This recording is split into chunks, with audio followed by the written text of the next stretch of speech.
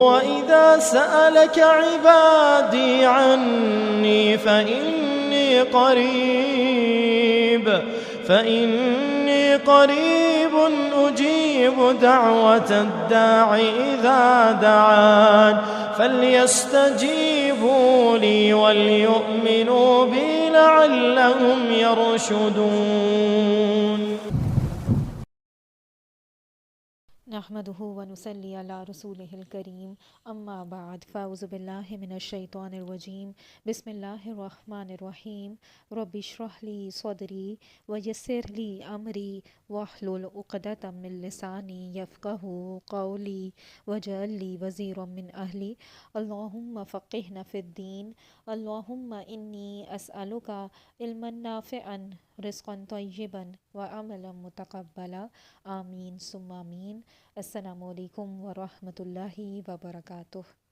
آج کی دعا بہت ہی خاص، بہت ہی خوبصورت دعا سورۃ الاحقاف کی آیت نمبر 15 کے حوالے سے. اعوذ باللہ من الشیطان الرجیم بسم اللہ الرحمن الرحیم ووصینا الانسان بوالدیہ احسانا حملته امه کرہا ووضعته کرہا وحملہ وفصالہ 30 شہرا حتی اذا بلغ اشدہ وبلغ 40 سنة قال رب أوزعني أن أشكر نعمتك التي أنعمت علي وعلى والدي وأن أعمل صالحا ترضاه وأصلح لي في ذريتي إني تبت إليك وإني من المسلمين. أولئك الذين نتقبل عنهم أحسن ما عملوا ونتجاوز عن سيئاتهم في أصحاب الجنة وعد الصدق الذي كانوا يوعدون. اللهم ادخلها في الجنة. آج انشاءاللہ تعالیٰ آپ کے ساتھ سورۃ الاحقاف کی اس بہت ہی خوبصورت دعا کے ساتھ اس سیشن کو شروع کرتے ہیں. اس میں اللہ سبحانہ تعالیٰ نے مردوں کے لیے ایک خاص دعا بتائی ہے جو ایک خاص عمر تک پہنچ جاتے ہیں، یعنی مڈل ایج 40 سال تک کی عمر تک پہنچ جاتے ہیں، اور اس کی ایک سائیکالوجی بھی اللہ سبحانہ تعالیٰ نے اس کے اندر بیان کی ہے. لیکن اب بات تھوڑی شروع سے کرتے ہیں، کیونکہ اللہ سبحانہ تعالیٰ نے مختلف مضامین کو اسی آیت میں ایک ساتھ سمیٹا ہے. فرمایا گیا وَوَصَّيْنَا الْإِنسَانَ بِوَالِدَيْهِ إِحْسَانًا. اللہ سبحانہ تعالیٰ نے انسان کو وصیت کی دونوں والدین کے بارے میں کہ ان کے ساتھ احسان کرنا ہے. احسان مطلب بہترین سلوک. حملتہ امہ کرہن ووضعتہ کرہن. اس کی ماں نے تکلیف کے باوجود اس کو اٹھایا اور پھر اس کو جنا. وحملہ وفصالہ 30 شہرا. اور پھر اس کو اٹھائے پھرا اور اس کو پلایا 30 مہینے تک. حتیٰ اذا بلغ اشدہ. حتیٰ کہ وہ اس عمر کو پہنچ گیا، آپ سمجھیں کہ بلغ اشدہ کہ ٹین ایج کی عمر کو پہنچ گیا، یعنی ایک ینگ ایڈلٹ بن گیا، ایک نوجوان بن گیا. وبلغ 40 سنة. اور پھر وہ آگے 40 سال کی عمر کو پہنچ گیا. قال. اور پھر اس عمر پر جا کر اس نے کہا ربی اوزعنی ان اشکر نعمتک التی انعمت علی. اے میرے رب، میرے اندر یہ طاقت دے، مجھے یہ توفیق دے کہ میں آپ کی اس نعمت کا شکریہ ادا کروں جو آپ نے مجھ پر کی. وعلی والدیہ. اور جو آپ نے میرے والدین کے اوپر کی. وَأَنْ عَمَلَ صَالِحًا تَرْضَاهُ. اور میں اچھے کام کروں، نیک کام کروں جن سے آپ خوش ہوں. وَأَصْلِحْ لِي فِي ذُرِّيَّتِي. اور میرے سارے معاملے، میری اولاد کے معاملے میں ٹھیک کر دے. انی تبت الیک. بے شک میں تیری طرف واپس لوٹتا ہوں اور توبہ کرتا ہوں. وَإِنِّي مِنَ الْمُسْلِمِينَ. بے شک میں مسلمانوں میں سے ہوں. یہ بڑی پیاری دعا ہے، اور اس کے شروع میں اللہ سبحانہ تعالیٰ نے والدین کا ذکر کیا. اللہ تعالیٰ نے انسان کو کہا ہے، انسان کو وصیت کی ہے کہ اپنے والدین کے ساتھ بہترین سلوک کرے. تو دعا کے آغاز میں ہی اللہ سبحانہ تعالیٰ نے جو والدین کے حوالے سے انسان کو رول دیا ہے اس کے حوالے سے بات بتائی. لیکن آپ اس آیت میں نوٹ کریں گے کہ والد کے بارے میں کم بتایا ہے اور والدہ کے بارے میں زیادہ بتایا ہے۔ والد کے بارے میں کچھ بھی نہیں کہا ہے، بس یہ کہا ہے کہ دونوں والدین سے احسان کرنا۔ اور پھر اس کے بعد ماں کے احسانات کا ذکر شروع ہو گیا ہے کہ اس نے آپ کو پریگننسی میں سنبھالا، پھر اس کے بعد ڈیلیوری کی، پھر اس کے بعد آپ کی بریسٹ فیڈنگ کی، پھر اس کے بعد آپ اس عمر تک پہنچے، آپ جوان ہو گئے۔ تو نشو و نما میں اللہ سبحانہ تعالیٰ نے والدہ کا ذکر کیا ہے، باپ کا نہیں۔ تو اس کی کیا حکمت ہو سکتی ہے؟ دیکھیے، واضح طور پر ایک بات تو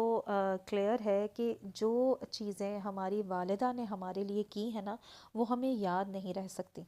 جو ان کی اصل کنٹریبیوشن ہے، جس میں انہوں نے اپنے جسم کو تکلیف دی، جس میں انہوں نے اپنے آپ کو قربان کیا، وہ اصل میں اس سٹیج کی بات ہے ہماری زندگی کی جب ہمیں کچھ یاد نہیں۔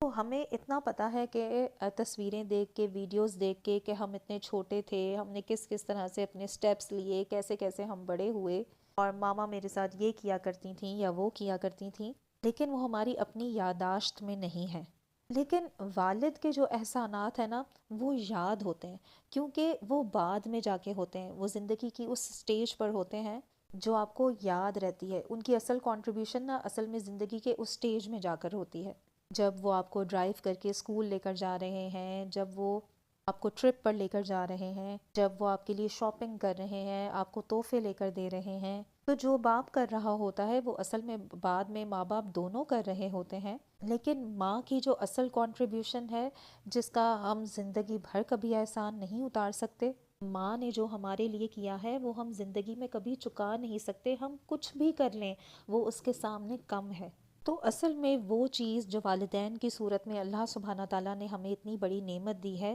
اصل میں اس کا پہلے ہمیں احساس دلایا ہے۔ کیونکہ اس سے کیا نتیجہ نکلتا ہے اس بات کے ذریعے سے؟ اصل میں نتیجہ یہ نکلتا ہے کہ انسان شکر گزار بندہ بنتا ہے ان چیزوں کے لیے جو اس کو یاد نہیں ہے، ان چیزوں کے لیے شکر گزار ہوتا ہے جو وہ بھول چکا ہے۔ اور آپ کو اس وقت جب آپ 40 سال کی عمر کے ہو گئے ہیں، اور ٹھیک ہے آپ کے پیرنٹس اب بوڑھے ہو گئے ہیں، اس وقت آپ کے پیرنٹس کے اپنے مسائل ہیں، شاید وہ آپ کی شادی کی زندگی میں انٹرفیئر کر رہے ہیں، پوتوں کی زندگی میں عمل دخل کر رہے ہیں، یا ان کے کوئی اور مسائل چل رہے ہیں، ہر طرح کے کانفلکٹس ہوتے ہیں فیملی کے اندر، اور اس موقع پر یہ یاد دہانی کرائی جا رہی ہے کہ یہ وہی ماں ہے جس نے مجھے اتنے سال پہلے اپنے آپ کو قربان کر کے، اتنی قربانیاں دے کر مجھے جنا تھا، اپنے آپ کو قربان کر کے، اپنی نیند قربان کر کے اس نے مجھے راتوں کو پالا، دودھ پلایا، میری خیریت اس کو اپنی خیریت سے زیادہ پیاری تھی۔ تو شروع سے اس ماں نے میرے ساتھ بے لوث محبت کی ہے۔ تو یہ ساری چیزیں انسان ایک خاص عمر میں آ کے بھول جاتا ہے، کیونکہ اب آپ کی اپنی رسپانسبلٹیز ہوتی ہیں، آپ کی اپنی جاب ہے، اپنی فیملی ہے، اپنے مسائل ہیں، اپنے بچے ہیں، ان کی اپنی زندگیاں ہیں، اپنی اپنی رسپانسبلٹیز ہیں، سوشل انگزائٹیز ہیں، مختلف قسم کے سٹریسز ہوتے ہیں، کوئی نہ کوئی چیز آپ کو اپنی طرف کہیں نہ کہیں سے پل کر رہی ہوتی ہے۔ تو اس درمیان میں کہیں نہ کہیں پیرنٹس بھی آپ پر پریشر ڈالنا شروع کر دیتے ہیں، کیونکہ پیرنٹس اب بڑی عمر کے ہو گئے ہیں، وہ بھی زیادہ ڈیمانڈنگ ہو گئے ہیں، ان کو بھی اب آپ کے وقت کی، آپ کے پیسے کی، آپ کی ضرورت ہے، گویا ان کے بھی مطالبے بڑھ گئے ہیں۔ تو چونکہ آپ کو ہر طرف سے سٹریس آ رہی ہوتی ہے، تو آپ کو ایسا محسوس ہوتا ہے کہ پیرنٹس بھی ایک سٹریس کی طرح بن گئے ہیں۔ تو اللہ تعالیٰ نے یہاں پر بات اس طرح سے شروع کی ہے، اور بات بیسیکلی جو کی جا رہی ہے یہاں پر وہ ایک مڈل ایج آدمی سے کی جا رہی ہے کہ اس کا کیا رویہ ہونا چاہیے، لیکن اس کو سٹیپ بیک کر کے اللہ سبحانہ تعالیٰ نے پہلے اسے ایک پرسپیکٹیو دیا ہے کہ تم پہلے یہ یاد رکھنا جو چیز تم بھول گئے ہو اس عمر میں آ کے، کہ بیسیکلی یہ سب کچھ شروع کہاں سے ہو رہا ہے۔ تو بیسیکلی اپنی اوقات کو انسان یاد رکھے، کیونکہ ہوتا یہ ہے اصل میں کہ اس ایج میں آ کے انسان کا کیریئر بہت ایڈوانس جگہ پر پہنچ چکا ہوتا ہے، اور ہو سکتا ہے کہ آپ نے اپنے والدین سے بھی زیادہ تعلیم اور علم حاصل کر لیا ہو، یا آپ کی ڈگریز ہو گئی ہیں، آپ کی ریکگنیشن ہو گئی ہے، اور آپ کے والدین پیچھے رہ گئے ہیں، سوشلی وہ پیچھے رہ گئے ہیں، لیکن پھر بھی یہ یاد دلایا جا رہا ہے کہ ان کا ایک مقام ہے جس پر آپ کبھی بھی نہیں پہنچ سکتے۔ دنیا آپ کو چاہے جو چاہے سمجھ لے، لیکن ان کے سامنے آپ وہی بچے ہیں جس کے لیے انہوں نے ساری قربانیاں کی تھیں۔ تو یہاں پر پہلی بات ربی اوزعنی ان اشکر نعمتک التی انعمت علیہ، کہ میرے رب میرے اندر اس بات کی صلاحیت دے، میرے اندر یہ توفیق ڈال کہ میں تیری نعمت کا شکر ادا کروں۔ یعنی دیکھیے کہ ایک خاص عمر میں آ کے نا جب ہمارے اوپر ذمہ داریاں بڑھ جاتی ہیں تو تب ہمارے سامنے روز مسائل ہی مسائل ہوتے ہیں۔ یہ کام مکمل نہیں ہوا، یہ بل پے نہیں ہوا، یہ جھگڑا ریزالو نہیں ہوا، یہ کانفلکٹ ختم نہیں ہوا، یہ کیس چل رہا ہے، تو فلاں کچھ نہ کچھ آپ سمجھیں کہ کچھ نہ کچھ چل رہا ہے، کچھ نہ کچھ ہو رہا ہے، اور سارے آپ کے نا ایک طرح سے آپ کے اوپر ڈپینڈنٹ بن جاتے ہیں۔ بچوں کو آپ کی ضرورت ہے، اسپاؤس کو آپ کی ضرورت ہے، پیرنٹس کو آپ کی ضرورت ہے، آپ کے چھوٹے بہن بھائیوں کو آپ کی ضرورت ہے، کو ورکرز کو آپ کی ضرورت ہے، تو ہر کوئی کسی نہ کسی طریقے سے کسی نہ کسی قسم کا آپ پر پریشر ڈال رہا ہے، اور وہ ساری چیزیں اکٹھے ہو کر آپ کو وہ صرف پرابلم ہی رکھتے ہیں، آپ پر صرف سٹریس ہی دیتے ہیں۔ آپ کو ایسا لگتا ہے کہ ہر طرف پرابلم ہی پرابلم ہے اور میں ان سب کے بیچ میں پھنسا ہوا ہوں۔ تو اس ساری سچویشن میں انسان کیا ہوتا ہے، بہت زیادہ نیگیٹو، پیسمسٹک اور بہت زیادہ سٹریسڈ ہو جاتا ہے۔ اور اس کا توڑ یعنی آپ دیکھیں کہ یہ شکر گزار ہونا نا یہ کوئی آٹومیٹک نہیں ہو جاتا۔ ٹھیک ہے کہ نماز کے بعد یا کسی اور موقع پر ہم اللہ کا شکر ادا کر دیتے ہیں، لیکن شکر گزاری نا اصل میں ایک لائف سٹائل ہے، یہ ایک ذہنیت ہے۔ اس ذہنیت سے انسان اٹھے اور اپنی زندگی گزارے، اور اسی ذہنیت سے انسان سوئے کہ میں نے شکر گزار ہونا ہے،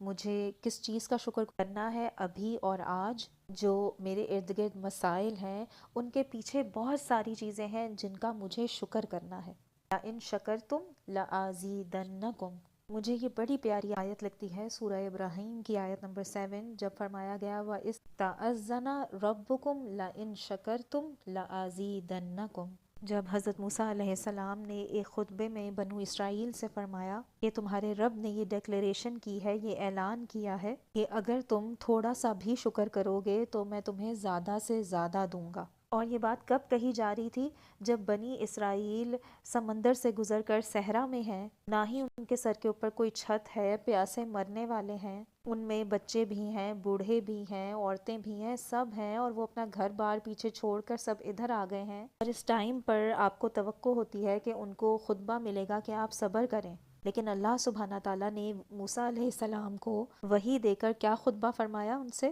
کہ آپ شکر کریں، اللہ آپ کو مزید اور مزید دے گا۔ شکر کس چیز کا کریں؟ کہ کتنی بڑی مصیبت سے نکل کر آئے ہو۔ ابھی اپنے سامنے تو مسائل ہیں، ابھی نیگیٹیوٹی ہے، مسائل میں گھرے ہوئے ہو، لیکن پیچھے جس مصیبت سے فرعون سے بچ کے آئے ہو اس کا شکر کرو گے تو اللہ اور دے گا، جس نے وہ مصیبت ختم کی ہے وہ آگے اور دروازے بھی کھول دے گا۔ انسان جب اپنے سامنے مشکلیں دیکھتا ہے تو اس کو اس بات کو یاد کرنا چاہیے کہ پیچھے میرے کون سی مشکلیں تھیں جو اللہ نے حل کی ہیں۔ ہم بھول جاتے ہیں نا کہ اس وقت جب ہم اس مصیبت میں پھنسے ہوئے تھے اس وقت بس وہی مصیبت نظر آتی تھی اور ساری دنیا غائب ہو گئی تھی، ساری کائنات کا وجود اس وقت ختم ہو گیا تھا اور میرا مسئلہ تھا بس میرے سامنے۔ لیکن جب اللہ نے وہ مسئلہ ہٹا دیا اور لائف آگے چل پڑی تو پھر ہم اس مسئلے کے بارے میں بھول جاتے ہیں۔ مجھے یہ قوت دے میرا رب کہ اس نے مجھے جن نعمتوں سے نوازا ہے، جس مصیبتوں سے اس نے مجھے نکالا ہے،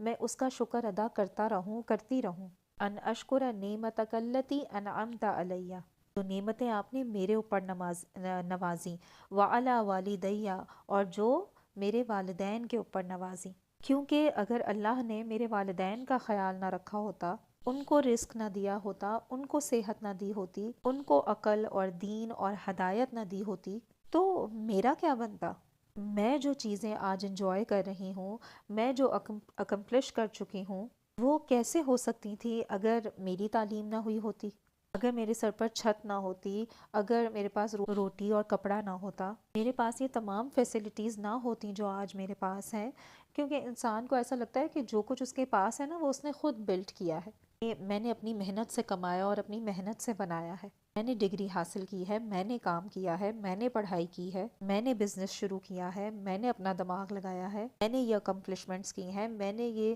انویسٹمنٹس کی ہیں۔ بس کیا ہے، صرف میں اور میں۔ لیکن یاد رکھیے کہ یہ جو میں ہے نا، یہ اپنے والدین کے بغیر ایگزسٹ کر ہی نہیں سکتا تھا،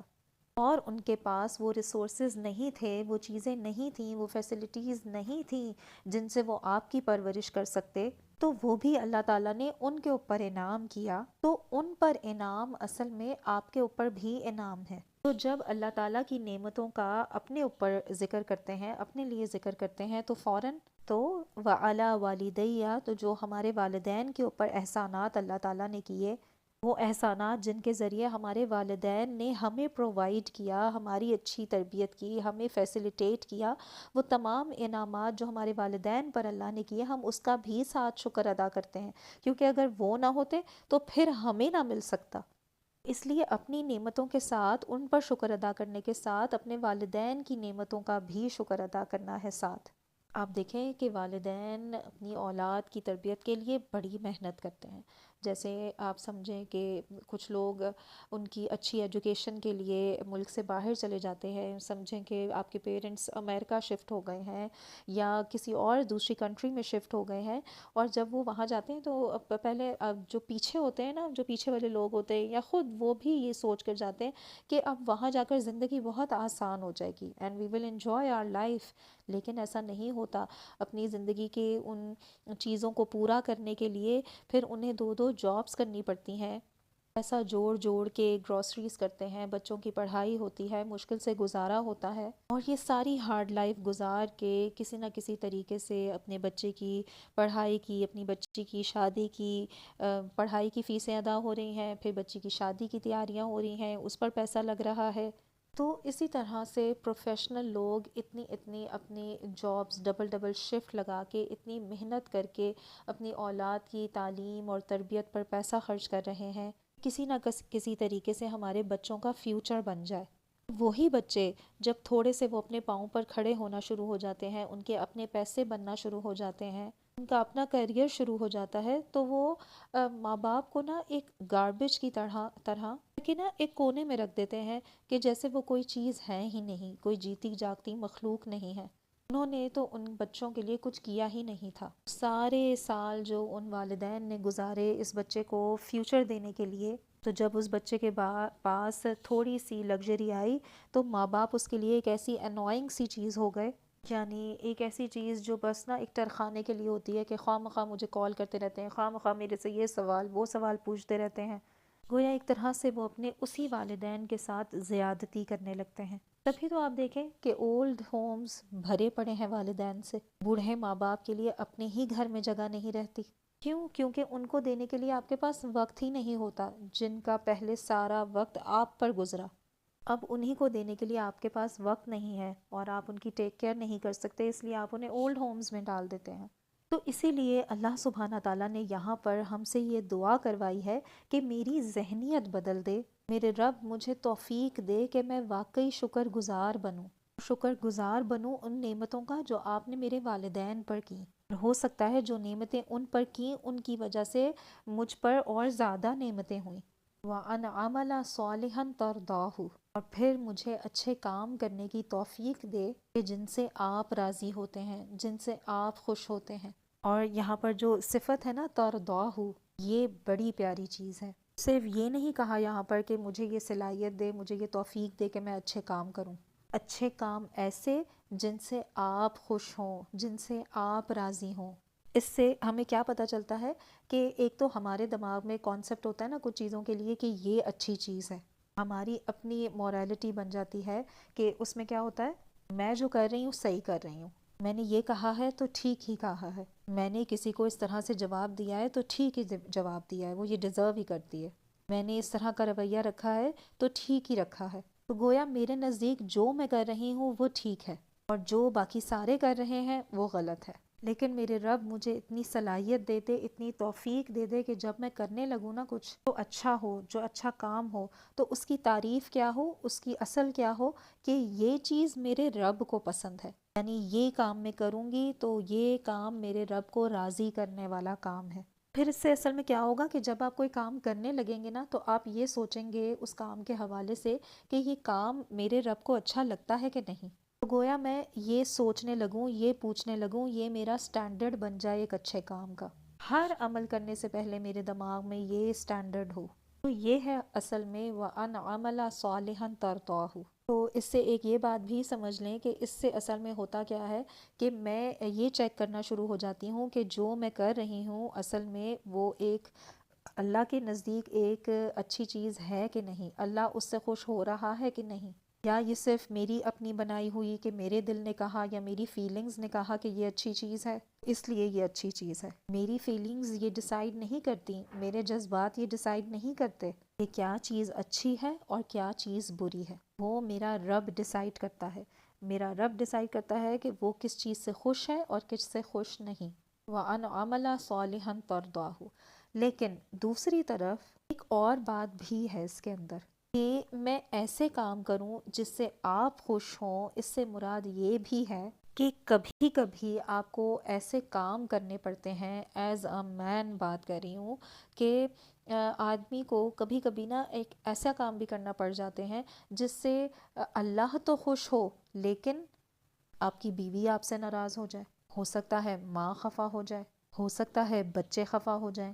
باپ خفا ہو جائے، ہو سکتا ہے امپلائر خفا ہو جائے، سارے آپ سے خفا ہو جائیں، بس اللہ آپ سے راضی ہے۔ تو ایسا بھی ہو سکتا ہے آپ نے ایسا کوئی فائنینشیل ڈیسیجن لینا ہو، ایسا کوئی مورل ڈیسیجن لینا ہو، جیسے مثال کے طور پر ایسا ہو سکتا ہے کہ ساری فیملی کسی کے ساتھ زیادتی میں کھڑی ہو گئی ہے، ضد میں آ کے کھڑی ہو گئی ہے، انا میں آ کے جھگڑے کر رہے ہیں اور آپ نے اس جھگڑے میں شرکت نہیں کرنی، آپ کا ووٹ نہیں آئے گا تو بات آگے نہیں بڑھے گی، اور سارے آپ سے خفا ہو گئے ہیں کہ آپ کیوں جھگڑے میں شامل نہیں ہو رہے، آپ کیوں ہمارا ساتھ نہیں دے رہے، اور آپ کا کیا سٹانس ہے کہ نہیں میرا رب خوش نہیں ہوگا، تم لوگ جو چاہے کرنا چاہے کر لو، تم لوگ خفا ہوتے ہو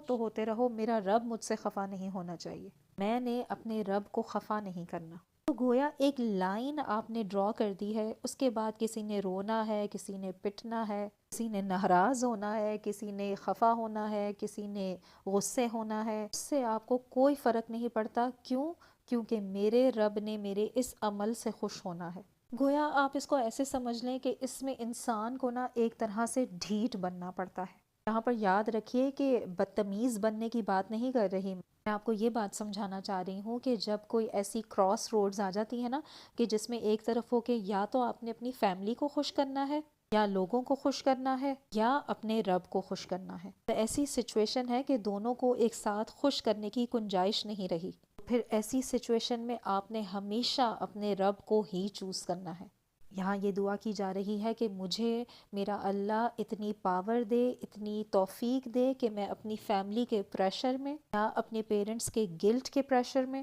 یا کسی اور پریشر میں آ کے وہ نہ کروں جس سے میرا رب خوش نہیں ہوتا۔ میں ہر ایک کا پریشر برداشت کر لوں، لیکن میں اپنے اندر ایک ایسی طاقت ڈیولپ کر لوں کہ میں آپ کو ہر حال میں خوش کروں۔ وَأَنْ عَمَلَ صَالِحًا تَرْضَاهُ۔ آگے فرمایا وَأَصْلِحْ لِي فِي ذُرِّيَّتِي، اور میری اولاد کے معاملے میں، اور ان کی اولاد اور ان کی اولاد اور ان کی اولاد کے معاملے میں میرا معاملہ صحیح کر دے، میرے معاملات کی اصلاح کر دے۔ اس سے مراد کیا ہے کہ میرا رشتہ ان کے ساتھ صحیح کر دے، اور اس سے مراد یہ بھی ہے کہ ان کے اعمال نامے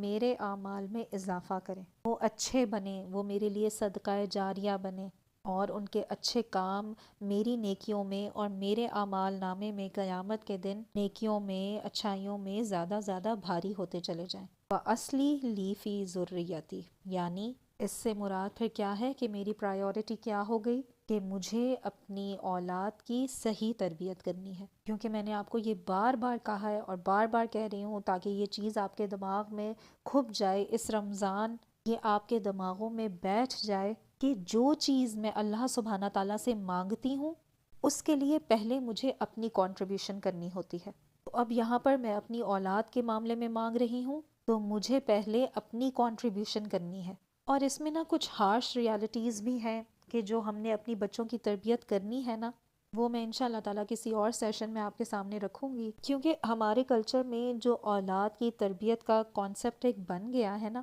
وہ اتنا ٹوٹا ہوا کانسیپٹ ہے، اتنا بروکن کانسیپٹ ہے، اور اس کے نتائج نا ہم آگے جا کر جب بچہ یا بچی 18-20 سال کے ہو جاتے ہیں، پھر جا کر ہم اس کے نتائج دیکھتے ہیں تو تب ہم سوچتے ہیں کہ یہ کیا کیا ہم نے، اور تب ہم کہتے ہیں کہ ہم نے تو سارا کچھ ٹھیک کیا تھا، ہم نے تو سب کچھ انہیں دیا تھا، ہم نے تو سب کچھ کیا ان کے لیے، ہم نے تو سب اچھی تربیت کی، لیکن بات اصل یہی ہے کہ ہمارے سے ہی کمی رہ گئی تھی۔ لیکن میں یہاں سب پیرنٹس کی بات نہیں کر رہی، کچھ پیرنٹس ہیں جو بہت اچھی تربیت کر رہے ہیں، بہت اچھی پیرنٹنگ کر رہے ہیں، لیکن بہت سی پیرنٹنگ ایسی بھی ہو رہی ہے جو ہمارے بچوں کو اصل میں بربادی کے لیے تیار کر رہی ہیں۔ لیکن مسئلہ کیا ہے کہ ہم سمجھ رہے ہیں کہ ہم بہت اچھا کر رہے ہیں۔ اسی لیے میں اس آیت میں اگر پیچھے جاؤں تو کیا ہم نے کہا ان عمل صالحا ترضاہ، کہ میں بیسیکلی ایسے اچھے کام کروں جس سے میرا رب خوش ہوتا ہے، جس سے آپ خوش ہوتے ہیں۔ اصلی لی فی ذریتی، میری اولاد میری ذریت کے معاملے میں میری اصلاح کر دے، اور میری بھی اصلاح کر دے اور ان کی بھی اصلاح کر دے۔ اصلی لی فی ذریتی، میرے لیے کر دے، یعنی میرے لیے ان کی بھی اصلاح کر دے اور میری بھی اصلاح کر دے۔ اور وہ ہو کیسے کہ ہم پہلے یہ سمجھیں کہ یہ ہوتی کیا چیز ہے انسان کی تربیت کرنا، ایک انسان کی پرسنالٹی کو ڈیولپ کرنا، اس میں کیا چیزیں آنی چاہیے، ایک نوجوان کی پرسنالٹی میں کیا چیزیں ہونی چاہیے، اور وہ ہوتی ہیں جو بچپن سے نا تھوڑی تھوڑی کر ڈالی جانی چاہیے، تاکہ وہ جو ایک چھوٹا سا پودا ہوتا ہے نا، وہ آہستہ آہستہ جب میچور ہو، آگے جا کر اس پودے نے درخت بننا ہے۔ تو جو چیزیں ہم بچپن میں اپنے بچوں کو ایکسپوز کرا رہے ہیں نا، اس کا ان کو اپنی اڈلٹ لائف میں اس کا ایکسپوجر ملنا ہے۔ وَأَصْلِحْ لِي فِي ذُرِّيَّتِي، پھر آگے فرمایا انی تُبْتُ إِلَيْكَ وَإِنِّي مِنَ الْمُسْلِمِينَ، میں توبہ کر کے تیری طرف لوٹتی ہوں، تیری طرف پلٹتی ہوں، اور میں مسلمانوں ہی میں سے ہوں، یعنی میں اپنے آپ کو سرنڈر کرتی ہوں۔ تو بیسیکلی نا یہ ایک ریئلائزیشن ہے کہ آپ اپنی زندگی کے ایک ہاف پوائنٹ پر آ گئے ہیں، اور اب آپ کی زندگی کا آخری آدھا ہاف رہ گیا ہے، اور اس ہاف میں آپ نے کیسی زندگی گزارنی ہے، شکر گزار بندہ بن کے زندگی گزارنی ہے۔ تو پچھلی زندگی گزر چکی، اس کا شکریہ ادا کرنا ہے۔ اب دیکھیں کہ والدین کی بات کی اور پھر آگے آپ کی اولاد کی بات کی، یعنی پیچھے کا بھی لحاظ رکھنا ہے اور آگے کا بھی لحاظ رکھنا ہے۔ تو بہت خوبصورتی سے اللہ سبحانہ تعالیٰ نے ایک بیلنسڈ دعا ہمیں دی ہے۔ اللہ سبحانہ تعالیٰ ہمارے مردوں کو ایک بیلنسڈ قسم کا مرد بننے کی توفیق دے، اور اس دعا پر پورا اترنے کی توفیق دے، اور یہ دعا ہم سب کے لیے قبول کرے، ہمارے مردوں کی زندگیاں آسان بنا دے، انہیں اپنی دین اور دنیا بیلنسڈ کرنے کی توفیق عطا فرما دے، انہیں اپنے آپ کو اپنے والدین کے ساتھ اور اپنی اولاد کے ساتھ بہترین حسن سلوک، بہترین معاملات کرنے والا بنا دے، اسے ہر طرح سے اور ہمیں ہر طرح سے اللہ کا شکر گزار بندہ اور بندی بنا دے، اور ہم عورتوں کو یہ توفیق دے دے کہ ہم اپنے مردوں کی زندگیوں میں سکون کا باعث بنے، ہمیں ایک دوسرے کی آنکھوں کی ٹھنڈک بنا دے، ہمیں ایسا بنا دے کہ ہم ان کی زندگیوں میں آسانیاں پیدا کرنے والیاں بن جائیں۔ آمین ثم آمین۔ ربنا لا تزغ قلوبنا بعد اذ ہدیتنا وہب لنا من لدنک رحمہ انک انت الوہاب۔ السلام علیکم ورحمۃ اللہ وبرکاتہ۔